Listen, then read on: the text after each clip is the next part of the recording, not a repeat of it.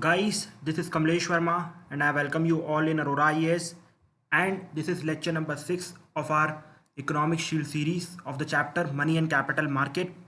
And in this lecture we will start very important part of our series, ठीक है, that is the terms in news. ठीक है, इस साल money and capital market से एक क्वेश्चन था which was related to the terms in news. ठीक है, द टर्म्स इन न्यूज़.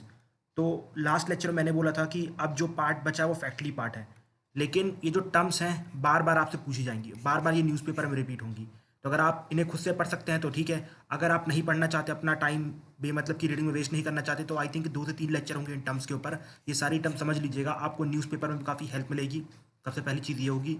और दूसरी इंपॉर्टेंट चीज़ ये होगी कि भाई आप जो धोखे धड़ा के क्वेश्चंस आ जाते हैं तो आप एटलीस्ट टर्म्स को एलिमिनेट कर पाएंगे. जैसे फॉर एग्जांपल आप देखेंगे जब भी यूपीएससी क्वेश्चन पूछता है तो उसमें से जो टर्म्स पूछनी रहती है वो हो सकता है नहीं हो, लेकिन जो 3 ऑप्शन रहेंगे वो पुरानी टर्म्स रहेंगी. और अगर आपको उनकी अंडरस्टैंडिंग रहेगी तो आप इन 3 ऑप्शन को एलिमिनेट कर पाएंगे और सही ऑप्शन को टिक कर पाएंगे. ठीक है, तो ये लेक्चर इंपॉर्टेंट हो सकते हैं बिकॉज यूपीएससी क्वेश्चन पूछ सकता है यहाँ से. एटलीस्ट इन 3 लेक्चर से एक क्वेश्चन आप एक्सपेक्ट कर सकते हैं. तो आई थिंक अगर आप 60 मिनट दे देते हैं 20-20 मिनट के लेक्चर को तो it is not a bad deal. तो आई होप कि आप इन 3 लेक्चर्स को अच्छे से देखेंगे. 3 से 4 लेक्चर होंगे. ठीक है, अब देखो हमने पिछले लेक्चर्स में क्या डिस्कस किया. सबसे पहले तो हमने पहले और दूसरे लेक्चर में मनी मार्केट को कंप्लीट किया. जितना इंपॉर्टेंट था मैंने इस बार उतना ही पढ़ाया, इस बार डीप में नहीं किया. और इसके बाद आया कैपिटल मार्केट में. कैपिटल मार्केट में हमने प्राइमरी मार्केट समझा, इसके बाद सेकेंडरी मार्केट समझा. सेकेंडरी मार्केट में हमने स्टॉक एक्सचेंज देखा. इसके बाद शेयर्स क्या होते हैं, डिवेंचर्स क्या होते हैं, बॉन्ड्स क्या होते हैं, जी सेक्स क्या होती है, एवरीथिंग वी हैव डिस्कस्ड. और मनी मार्केट में जो भी security of that mean certificate deposit, commercial paper, her cheese discuss कर चुके हैं. मतलब जितना आपके लिए जानना चाहिए यूपीएससी के हिसाब से, not in the terms of stock market, but जितना भी आपको यूपीएससी क्लियर करने के लिए जानना चाहिए इस चैप्टर से वो सब मैंने पढ़ा दिया. अब बची हैं टर्म्स जो कि मैं आपको और अच्छे से पढ़ाने वाला हूँ बिकॉज यहाँ से क्वेश्चन एक्सपेक्टेड है. मतलब जो शुरू के 5 लेक्चर थे वहाँ से तो आ ही सकते हैं कॉन्सेप्ट पे, लेकिन यहाँ से और भी ज़्यादा एक्सपेक्टेड है. ठीक है, तो चलिए चालू करते हैं हमारे आज के इस सेशन से. तो सबसे पहला जो हम टर्म पढ़ने वाले हैं उसका नाम है angel investor and venture capitalist. तो आई थिंक आपने नाम सुना होगा कि भाई ये जो हमारे एंजल इन्वेस्टर लोग हैं, बड़ी बड़ी कंपनी जो आजकल बन रही है उन पे इन्वेस्ट करते हैं, ये सब आप थिंक आपने काफ़ी सुना होगा, है ना. तो can anyone tell me who is this angel investor और blah blah blah whatever is this. ठीक है, किसी को पता है वेंचर कैपिटलिस्ट और एंजल इन्वेस्टर में difference?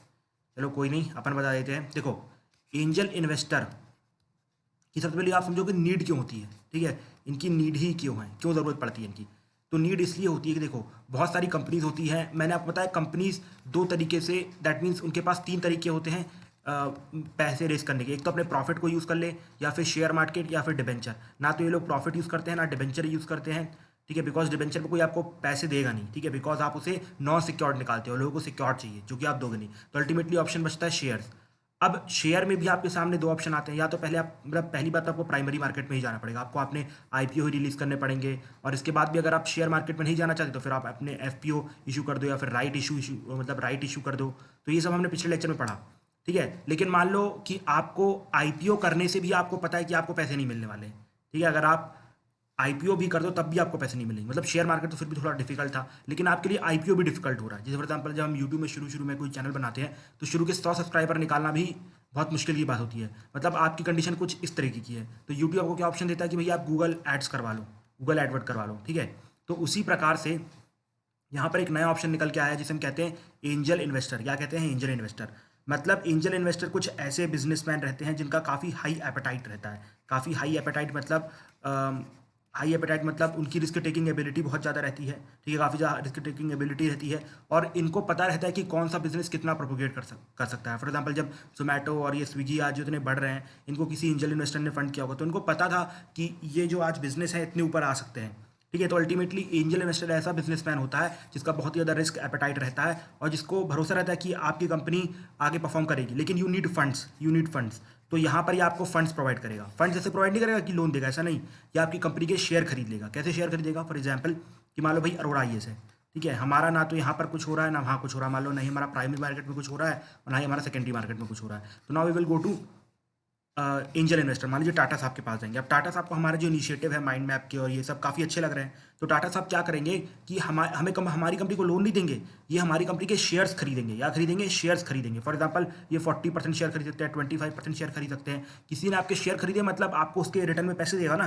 For example Arora eyes की कीमत मान लीजिए 100 रुपये है, तो उसने आपसे क्या लिया, उसने आपसे 25 रुपये ले लिए, मतलब 25 रुपये के शेयर ले लिए, तो आपको 25 रुपये रिटर्न करेगा, ठीक है। और जब भी वो चाहे अपने 25 रुपये बेच सकते हैं। अब एंजल इन्वेस्टर क्या करते हैं कि वेट करते हैं कब ये कंपनी अच्छे उफान में आ जाए, और जैसे ही इन कंपनी उफान में जाती है, प्रोग्रेस करना चालू कर देती है, तो उस टाइम पे लोग शेयर बेच देते हैं, शेयर उस टाइम पे बेच देते हैं, ठीक है, या फिर इंटर मैनेजमेंट में आने के लिए और शेयर खरीदना चालू कर देते हैं। तो ये होते हैं एंजल इन्वेस्टर, ठीक है।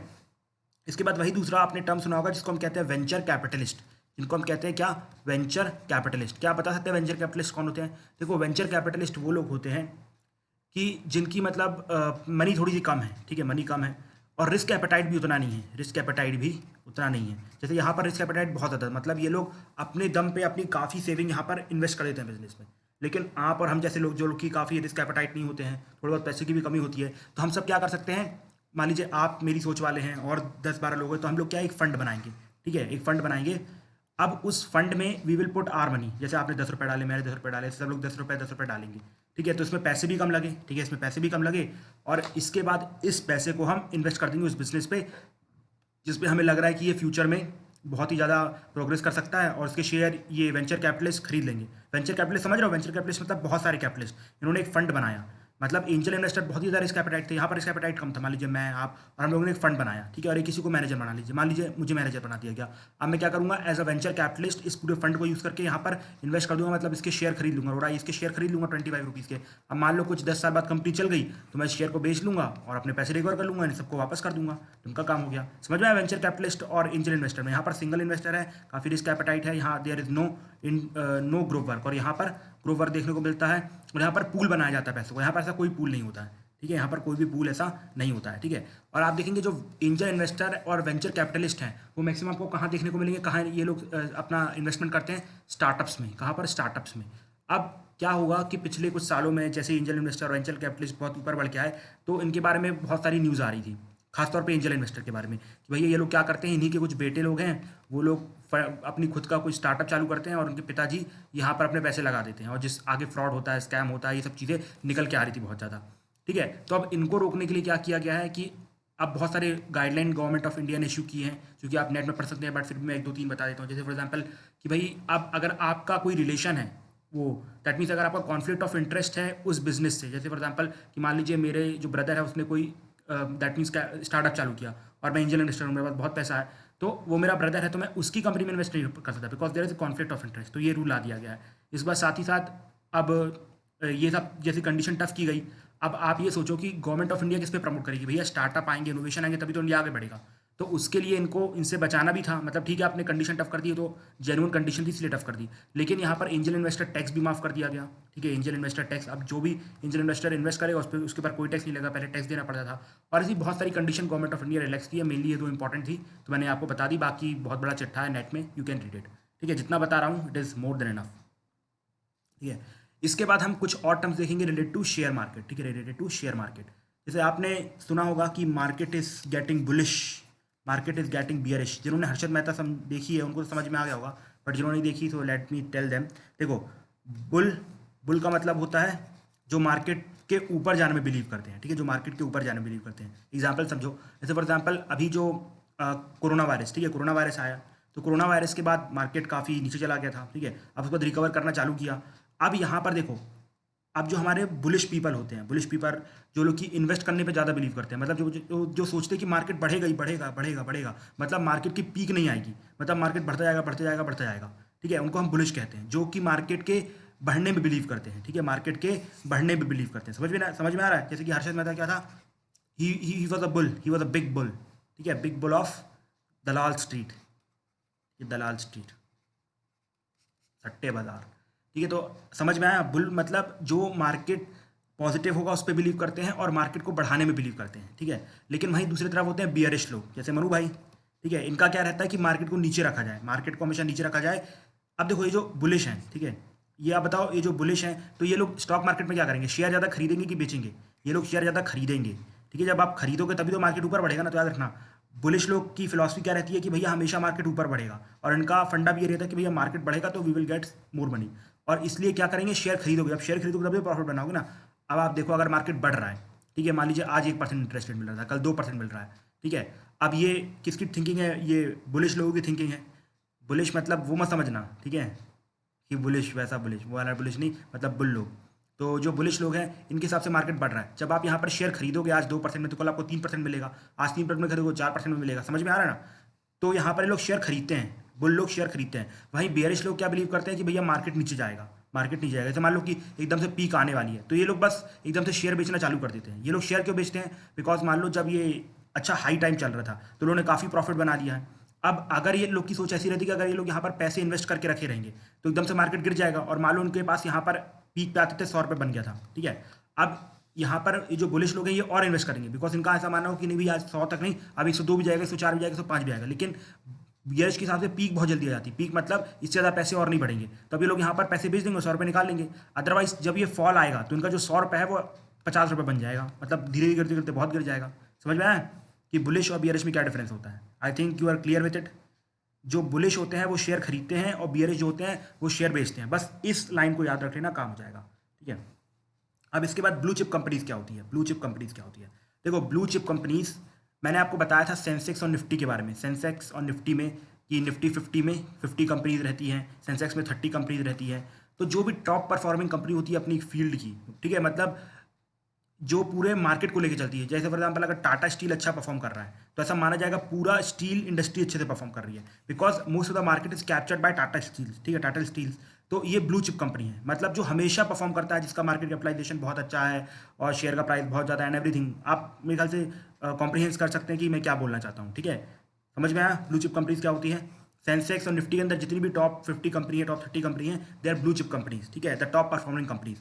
अब इसके बाद मैंने यहाँ पर ये नहीं लिखा फीचर में कि भैया इनका मार्केट कैपिटलाइजेशन बहुत ज़्यादा होता है, इनका शेयर का वैल्यू इतना रहता है, they have performed well in past decades, blah blah, ये दुनिया भर की चीज़ आपको याद नहीं रखनी है। बस ये रखना ब्लू चिप कंपनी मतलब रॉयल ब्लड, रॉयल ब्लड मतलब टाटा साहब। समझ में आया? इस चीज़ से टाटा साहब से चीज़ों को याद रखना, ठीक है, ओके। देखो यहाँ पर ना टर्म्स याद रखने के लिए एग्जाम्पल से याद रखा करो, बिकॉज अगर टर्म्स की आप मीनिंग रखते जाओगे ना, एग्जाम में जाके सब भूल जाओगे, ठीक है। और जब अगर आपको मीनिंग भी याद रहेगी ना, तो जब एग्जाम के टाइम पे अगर कुछ आता है क्वेश्चन, तो उस टाइम पे भी आप अपने दिमाग से कोई मीनिंग बना सकोगे, ओके। इसके बाद आता है मार्केट कैपिटलाइजेशन। देखो, मार्केट कैपिटलाइजेशन मतलब एक कंपनी की कितनी वैल्यू है। अगर मैं बोल रहा हूँ टाटा मतलब टाटा स्टील से उसकी वैल्यू है 10,000 crore, 15,000 crore, what ever I am telling, तो मतलब ये उनका मार्केट कैपिटलाइजेशन मतलब कितनी वैल्यू है इसकी। जैसे याद है वो जब हमारे हर्षद मेहता साहब जाते हैं अंदर मार्केट में, तो वो सरदार जी से क्या बोलते हैं, जिनकी वो कंपनी रहती है, कि मैं आपको आपकी कंपनी की मार्केट वैल्यू दिलाना चाहता हूँ। मार्केट वैल्यू, आपकी कंपनी की मार्केट वैल्यू कितनी? 50 रुपये। So I want it to be 400, because वो आपकी मार्केट वैल्यू नहीं है, आपकी मार्केट वैल्यू 400 रुपये है। समझ में आ रहा है? तो मार्केट कैपिटलाइजेशन आपकी कंपनी की वैल्यू कितनी है। फॉर एग्जाम्पल अगर आज टाटा साहब अपनी कंपनी बेचेंगे तो कितने की बिकेगी, दैट इज मार्केट कैपिटलाइजेशन, ठीक है। अब इसको कैलकुलेट कैसे करते हैं? वैसे इकोनॉमिक्स आ गई, प्योर इकोनॉमिक्स, बट फिर भी बता देता हूँ कि भाई आप अपनी कंपनी का एक शेयर निकालो, ठीक है, और आपने कितने शेयर रिलीज किए हैं उससे मल्टीप्लाई कर दो, ठीक है। फॉर एग्जाम्पल कि भाई अरोड़ा इस नाम की कंपनी है, मान लीजिए हमारा शेयर 1 रुपये का है और हमने 100 शेयर निकाले हैं, तो उसका मल्टीप्लिकेशन कितना आ गया? 100 रुपये। तो मतलब हमारी मार्केट वैल्यू कितनी हुई? 100 रुपये की, ठीक है। लेकिन याद है ना, market price of the company कितना बेचने पे मिलेगा प्रेजेंट टाइम पे, ठीक है। तो ये ऊपर नीचे सब होता रहेगा, because it depends on the value of share, ठीक है, प्राइस ऑफ वन शेयर। आपको पता है ये शेयर की वैल्यू नीचे नीचे कभी ऊपर जाएगी, कभी ऊपर नीचे आएगी। अगर मान लो टाटा साहब के कुछ पॉजिटिव निकल के आ रहे हैं, फॉर एग्जाम्पल अभी वो सेंट्रल विस्टा का जो प्रोजेक्ट है उनको मिला है, तो एकदम से उनके शेयर बहुत ज़्यादा बढ़ रहे हैं, ठीक है। तो उस अभी इस टाइम पे उनका मार्केट कैपिटलाइजेशन बहुत ज़्यादा है। अगर मान लो कुछ पार्लियामेंट खराब मिल गया या कुछ और नौटंकी हो गई, तो उनकी जो शेयर की वैल्यू गिर जाएगी। अब जब शेयर की वैल्यू गिरेगी तो ऑटोमेटिकली उनकी जो मार्केट कैपिटलाइजेशन है, मतलब जिस पे कंपनी बिकेगी, जिस प्राइस पे कंपनी बिकेगी, वो भी कम हो जाएगा। तो I think you are clear with the examples. मैंने यहाँ तीनों टॉपिक्स में या तीनों दैट मीन्स टर्म्स पे एग्जाम्पल देके समझाने की कोशिश की है। याद रखना, डेफिनेशन पे फोकस मत करना, otherwise I have a lot of slides में और बहुत सारा कंटेंट भी है, कॉपी करूँगा, पेस्ट कर दूंगा, काम हो जाएगा, ठीक है। मैं वो नहीं करना चाहता, मैं चीज़ें समझाना चाहता हूँ, तो आप उस पर ज़रूर फोकस रखिए। अब इसके बाद 2 इंपॉर्टेंट टर्म्स आते हैं, इसके बाद I will try that means I will wind up this lecture. तो सबसे पहला तो आता है इनसाइडर ट्रेडिंग, ठीक है, इनसाइडर ट्रेडिंग। ये 1992 के पहले, ठीक है, लेकिन अब अगर आप इनसाइडर ट्रेडिंग करते हो तो इट इज़ इलीगल। याद रखना, इनसाइडर ट्रेडिंग इंडिया में इलीगल है, लीगल मत समझना, ठीक है। इनसाइडर ट्रेडिंग मतलब क्या होता है कि घर का भेदी लंका ढाए, सिंपल सी शब्दों में, घर का भेदी लंका ढाए। मतलब आप बताओ रावण मारा क्यों? जस्ट बिकॉज की जो विभीषण ने उसको बता दिया था, उसका जो भी पूरा अमृत है, ठीक है, वो उसकी नाभि में है। आप उसकी नाभि में मार दीजिए, उसका अमृत खत्म हो जाएगा, सूख जाएगा, उसके बाद उसके दिल पे मार दीजिए, द पर्सन विल डाई। ठीक है, मतलब सिंपल सी बात है। अगर आपको किसी भी कंपनी की इन्फॉर्मेशन पता है, किसी भी कंपनी की इन्फॉर्मेशन पता है, जैसे फॉर एग्जांपल मान लो आपको टाटा स्टील की कोई इन्फॉर्मेशन पता है कि आज ये लोग ये प्रोजेक्ट लॉन्च करने वाले हैं, तो आज उनके शेयर हैं वो दुगने हो जाएंगे, तो आप ऑलरेडी पहले से शेयर खरीद के रखोगे, या पहले से शेयर खरीद के रखोगे, जिससे कि जैसे ही उसका प्राइस बढ़े तो और आप बेच के उससे बहुत सारा फायदा निकाल लें। समझ में आया? मतलब आपको इनसाइडर इन्फॉर्मेशन है, आपको इनसाइड की कुछ इन्फॉर्मेशन है। ठीक है, और ये इंडिया में रखना इलीगल है, इट इज़ नॉट अलाउड। बस इसी तरीके से याद रखना है, बाकी याद नहीं रखना है। ठीक है, अब एक बात आता है सर्कुलर ट्रेडिंग, ये तो आपने काफ़ी सुनी होगी। ठीक है, सर्कुलर ट्रेडिंग, तो यहाँ पर I will give you an example, उससे आपको अच्छा समझ में आएगा। ठीक है, अब इस बात FPI कल चालू करेंगे, बिकॉज इंपॉर्टेंट टॉपिक है, तो थोड़ा टाइम लग जाएगा समझाने में। तो FPI है, PN नोट्स हैं, एंड इसके बाद थोड़ा बहुत टॉपिक और बचेंगे। ठीक है, तो आप समझते हैं फॉरेन पोर्ट, ये हमारा सर्कुलर ट्रेडिंग। देखो ध्यान से समझना। अब देखो मैंने एक फेक कंपनी बनाई। ठीक है, फेक कंपनी बनाई, कंपनी का नाम है CTG। CTG, ठीक है, हम क्या करते हैं, हम आयरन स्टील का काम करते हैं, आयरन स्टील का काम करते हैं। ठीक है, कुछ करते नहीं हैं, सिर्फ हमारी कंपनी जो कमरे में लिमिटेड है, कि हमारी कंपनी कमरे में लिमिटेड है। हमने पैसा ऐसा खिलाया, अपने FPO इशू करवा लिए, FPO इशू करवाने के बाद हमने अपनी कंपनी शेयर मार्केट में भी लगवा ली। ठीक है, ये सब बड़ा आसान है, इंडिया में आप सब जानते हैं, पैसा खिलाने सब कुछ होता है। अब देखो यहाँ पर पैसे कैसे कमाए जाएंगे। हमारी कंपनी कहाँ पर है, शेयर मार्केट पे लिस्टेड है। ठीक है, शेयर मार्केट पे लिस्टेड है, ज़रूरी नहीं हो सेंसेक्स हो या फिर निफ्टी हो, ऐसा कुछ नहीं है, बट शेयर मार्केट पे लिस्टेड है। ठीक है, अब क्या होगा, जो मेरी CTG कंपनी है, जिसका फाउंडर है जैसे मैं हूँ, तो अब ऐसी कोई कंपनी नहीं है। ठीक है, बस एग्जाम्पल दिया है, कोई किसी चीज़ का फाउंडर नहीं हूँ मैं। I just work here as a educator. ठीक है, तो अब देखो, अब मैं क्या बोलूँगा, मेरे 10-15 फ्रेंड हैं। ठीक है, मैं उनको बोलूँगा भाई तुम लोग क्या करो, मेरी कंपनी के शेयर खरीदना चालू करो, मेरी कंपनी के शेयर खरीदना चालू करो। और मान लो मेरा बेसिक प्राइस शेयर का था 10 रुपये, अब एक ने खरीदा, तो उसने खरीदा, उसने खरीदा, उसने खरीदा, तो अल्टीमेटली क्या होगा, मेरी जैसे ही शेयर बिकेंगे तो जो मेरी मेरी जो मतलब मार्केट वैल्यू है, ठीक है, मतलब जो मेरी कंपनी की मार्केट वैल्यू है वो बढ़ने लगेगी। लेकिन मैंने अपने फ्रेंड्स को बोला है, याद रखना, मैंने अपने फ्रेंड्स को बोला है करने को, मतलब ये कुछ लोग खुद से नहीं खरीद रहे हैं। ठीक है, फॉर एग्जाम्पल जैसे हमने कहा जब यूट्यूब चैनल नया नया चालू करते हैं, तो अगर मेरा बड़ा सा 100-150-200 लोगों का ग्रुप है तो बोल दूंगा भाई सबको सब्सक्राइब कर लो, तो एकदम से चैनल के सब्सक्राइबर बहुत ज़्यादा बढ़ जाते हैं। उसी प्रकार से मैंने अपने फ्रेंड को बोला कि भाई तुम लोग क्या करो, ये मेरी कंपनी के शेयर हैं, खरीदना चालू करो, ज़्यादा पैसे नहीं हो तो मेरे से ले लो। ठीक है, अब क्या होगा कि ऑटोमेटिकली ये जो शेयर्स हैं वो बढ़ जाएंगे। ठीक है, जस्ट अ सेकेंड, तो जो मेरी कंपनी के शेयर्स हैं वो क्या होंगे, वो बढ़ जाएंगे।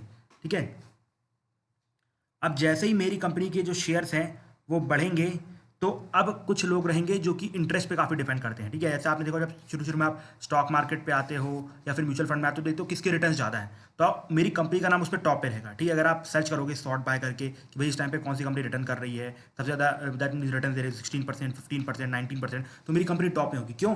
बिकॉज मैंने अपने फ्रेंड्स को जानबूझ के बोला कि भैया आप लोग रोज़ शेयर खरीदो, रोज़ शेयर खरीदो, जिससे कि मेरी कंपनी की वैल्यू बढ़ेगी। ठीक है, एक्चुअली में लेकिन कुछ नहीं हो रहा। आप देखो मेरी CTG कंपनी आयरन स्टील के नाम पे भले रजिस्टर्ड है, लेकिन ना ही मेरे पास कोई आयरन है, ना ही कोई स्टील है, ना कुछ स्मेल्टिंग है, कुछ भी नहीं है। ठीक है, बस मैंने लगा दिया और मेरे अपने फ्रेंड से बोल रहा हूँ। अब जैसे ही मेरी कंपनी की वैल्यू बढ़ेगी तो ऑटोमेटिकली अब लोग रिटर्न्स के लिए इसमें इन्वेस्ट करना चालू करेंगे। अब जेन्युइन इन्वेस्टमेंट आ रही है। ठीक है, अब जेन्युइन इन्वेस्टमेंट आ रही है। तो पहले मान लो अब शेयर इन लोगों ने बढ़ा के 5 रुपये कर दिया था, अब लोग और इन्वेस्ट करेंगे 10 रुपये हो जाएगा, 15 रुपये हो जाएगा, तो मतलब धीरे धीरे मेरे शेयर की वैल्यू बढ़ने लगेगी। लेकिन एक्चुअल में ऐसी कोई कंपनी है ही नहीं, एक्चुअल में ऐसी कंपनी है ही नहीं। और मैं क्या करूँगा, जैसे ही मेरे पास ये सारे शेयर बिक जाएंगे, दैट मीन्स ये जो हमारी कंपनी की वैल्यू बहुत ज़्यादा बढ़ जाएगी। ठीक है, हमारी कंपनी की वैल्यू बहुत ज़्यादा बढ़ जाएगी, तो उस टाइम मैं अपने फ्रेंड्स को बोलूँगा कि भाई तुम लोग क्या करो कि जितने भी तुम लोगों ने शेयर खरीदे हैं वो सब बेच दो मार्केट में, सारे शेयर मार्केट में बेच दो, और ऑटोमेटिकली जितना भी पैसा इस शेयर से रिकवर होगा वो मैं अपने जेब में भर के निकाल लूँगा, अपने जेब में भर के निकाल लूँगा। ठीक है, मतलब आपका पैसे मैंने लूट ली, मैंने क्या किया, आपका पैसा लूट लिया। और एक्चुअल में ये एक्चुअल कंपनी है नहीं, कुछ दिन में फ्रॉड की न्यूज़ बाहर आ जाएगी और आप देखोगे इसमें कुछ खास प्रोग्रेस नहीं हो रही, बिकॉज जो प्रोग्रेस हुई थी वो तो मैंने लगवाई थी ना। मतलब रोज मैं अपने फ्रेंड्स से बोल रहा था भाई खरीदो खरीदो खरीदो खरीदो, तब इसमें रोज इतना ज़्यादा इंटरेस्ट रेट दिख रहा था। अब ऑटोमेटिकली मैंने अपने फ्रेंड को बोल दिया भाई खरीदना बंद करो, जितना भी शेयर है तुम्हारे पास, जितना भी तुमने दबा के रखा है नीचे, सब बेच दो, अब जितना भी प्रॉफिट हो रहा है अपने जेब में भरो और निकाल लो। तो अल्टीमेटली सिंपल सा क्या होगा, जब शेयर नहीं खरीदे जाएंगे तो मेरा जो ग्राफ है वो नीचे आता जाएगा, नीचे आता जाएगा, नीचे जाएगा, एक दिन फ्रॉड की न्यूज़ बाहर आ जाएगी और ये कंपनी फ्रॉड डिक्लेयर करके ये सब जो भी होगा आपका पैसा डूब जाएगा। तो इसको कहते हैं सर्कुलर ट्रेडिंग। समझ में आया किस तरीके से मैंने अपने फ्रेंड से ट्रेड करवाया और फिर आपसे खरीदवाया, बिकॉज आप खरीदोगे, बिकॉज आपको रिटर्न हाई चाहिए, आपको रिटर्न हाई चाहिए, और जैसे ही आप पैसा उसमें डाल दोगे तो मैं वो पैसा लेके भाग जाऊंगा। I think you are clear with it. क्या होता है circular trading, and you are also clear with insider trading and rest of the terms. तो मज़ा आया, ठीक है। चलिए आज के लिए इतना ही रहने देते हैं, मिलेंगे अगले लेक्चर में। Thank you and have a nice day friends. वो अब क्या हो गया?